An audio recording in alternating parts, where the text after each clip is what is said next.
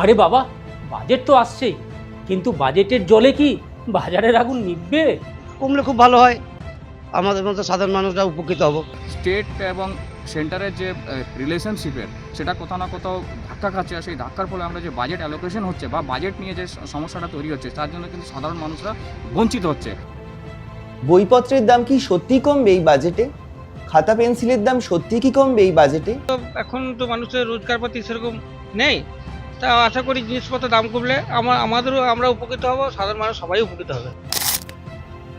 আরে বাবা, ডিজিটাল দুনিয়ায় ডিজিটাল বাজেট পেশ করবেন নির্মলা সীতারামন, আর সেই বাজেটে digital media news poll Bangla প্রতি মুহূর্তের আপডেট তুলে ধরবে আপনাদের সামনে। বাজেট কি প্রভাব ফেলছে সাধারণ মানুষের জীবনে? এটা বাজেট না মোদির ভাতের ভাড়া চক্রান্ত? দেখুন বাজেটের বিশেষ বিশ্লেষণ।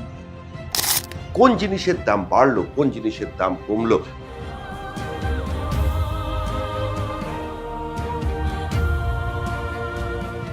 আগামীকালের বাজেট সাধারণ মানুষের কথা মাথায় রেখে প্রণয়ন করা হবে।